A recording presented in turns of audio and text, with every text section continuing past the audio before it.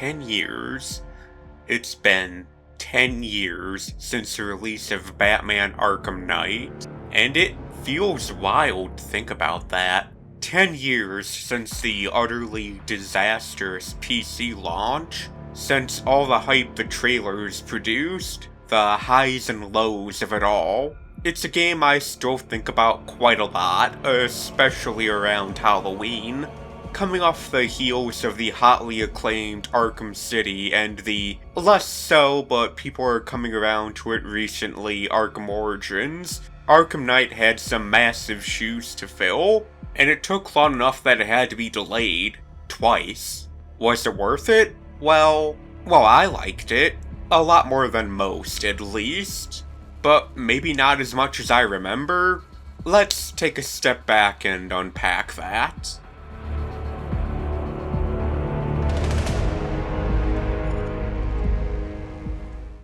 The story, unlike City and Asylum, was not penned by Paul Dini, but instead in-house by Sefton Hill, Paul Crocker, and Martin Lancaster. As such, it's a very different feeling story from the previous entries, for better and for worse. It has cool moments, but when you take a step back and look at the bigger picture, it becomes rather sloppy. About a year after the events of Arkham City, Scarecrow returns with a new batch of fear toxin, backed by a militia and their leader, the Arkham Knight. He said it! With all the criminals taking to the streets, Batman is left the only one who can save the city.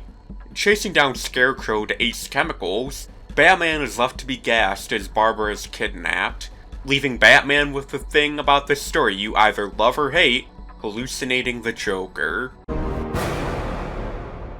Miss me? Batman was not entirely cured of his Joker blood at the end of Arkham City, and it turns out the same can be said for some other characters too, leaving Batman to confront his greatest fear that he will end up like the Joker, and is really no different from the villains he faces. I like a lot of Joker's inclusion. It brings a lot of humor and some of the best lines in the game, but in general, the justification for his inclusion feels rather weak. I can accept that Batman feels lingering guilt from Joker's death. I can accept that he's afraid they'll become him, but that the cure that the whole second and third act of Arkham City was built around didn't actually work? It feels like a really sloppy backtracking. The reveal of the Arkham Knight is also extremely undercooked. It's a cool idea, but in execution, it's just a less good under the red hood.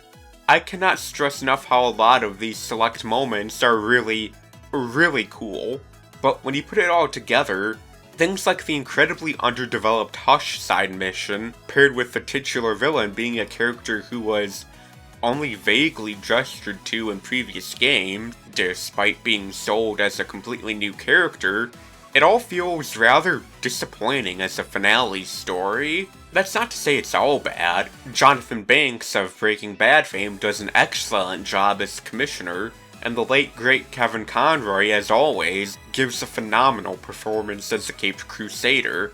The actors all have really great lines to work with, some of which hit especially hard in the wake of Kevin Conroy's passing. It's just a shame that the overall story leaves a lot to be desired.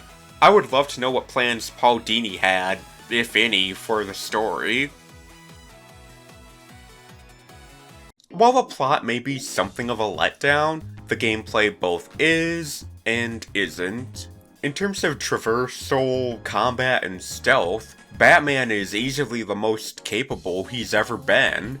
Environmental takedowns and fear takedowns let you take out thugs by slamming an air conditioner into them, slamming them into an electrical box, or in the case of fear takedowns, let you take out up to 5 thugs at once. On top of most stealth sections already taking place outside, it nearly completely trivializes the entire concept of stealth. There are a few instances where you have to take it slow and can't just bum rush everything, but they're the exception rather than the rule.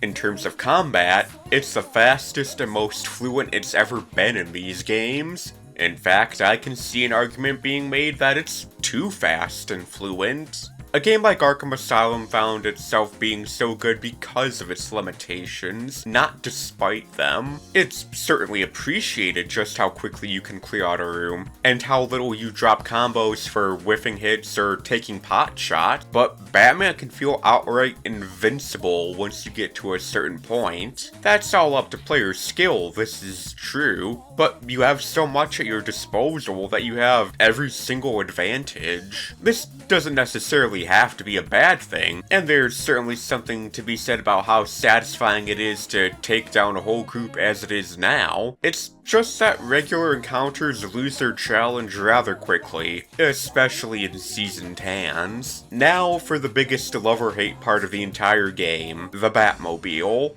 This requires some unpacking. On the whole, in a vacuum, the Batmobile itself is good, like, insanely good. Driving feels great, blowing things up feels satisfying, and Rocksteady deserves a lot of credit for making something like this feel as good as it does in a series that hasn't really attempted anything like it before. Conversely, the complaint that it's overused isn't unfounded. It's not that it takes up an inordinate amount of playtime, necessarily. It's just incredibly overbearing in how it is used. A lot of side missions, and for that matter, bosses, are entirely reliant on it. Clearing out the bombs that pop up early on, Batmobile. Chasing down the APCs, Batmobile. Defeating the Arkham Knight for the first time, Batmobile. Fighting Deathstroke after his really cool, really intense boss in Arkham Origins, Batmobile. Many of Riddler's challenges, Batmobile. There are Riddler tracks and puzzle rooms, Batmobile. And on that note, 243.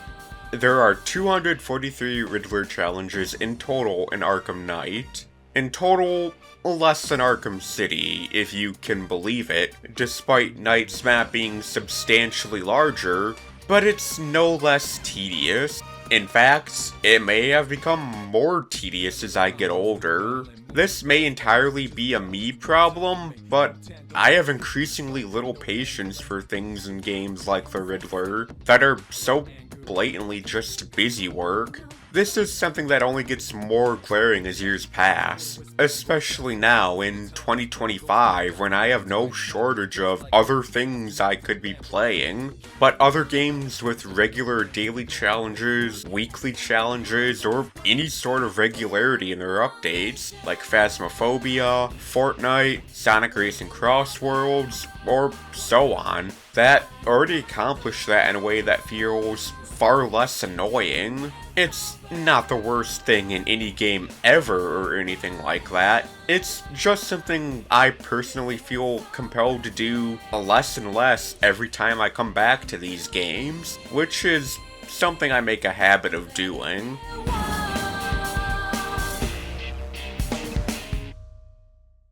Arkham Knight features perhaps the most extensive cosmetics of any Batman game ever, featuring skins from the movies, from the Adam West TV show, to the comics, and this is just for Batman. Rocksteady really went all in on trying to make the ultimate and most fully featured Batman experience ever. Their efforts could be summed up in one word: legacy. Batman Arkham Knight is a game about legacy. From the famous bat suits like the 1989 Michael Keaton suit, the 2008 Christian Bale suit, to the very story posing the question of who picks up the mantle when the Batman is gone. This even carries over into most of the game's side campaigns, from Cash offering Nightwing the role of Gotham's new protector, Robin and Oracle taking the fight to Two-Face, and hearing the biggest question on everyone's mind being, what happens now?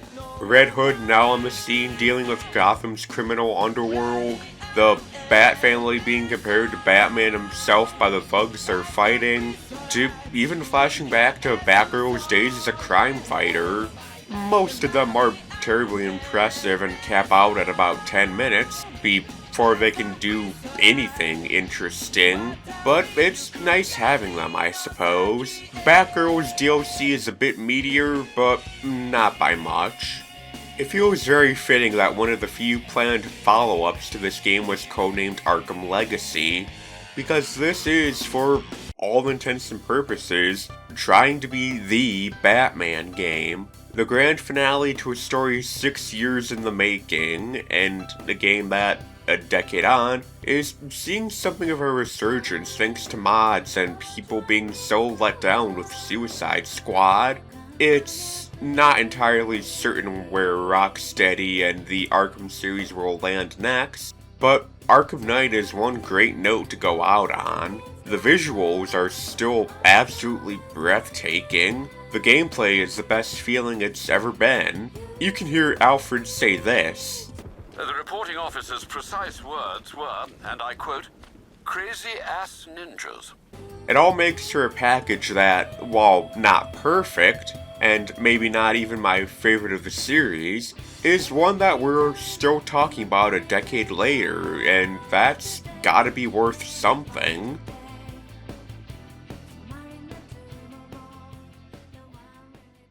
Hey everyone, Saturn here. This video was a bit more scattershot than I had hoped it would be, but I also put it together in a bit of a rush.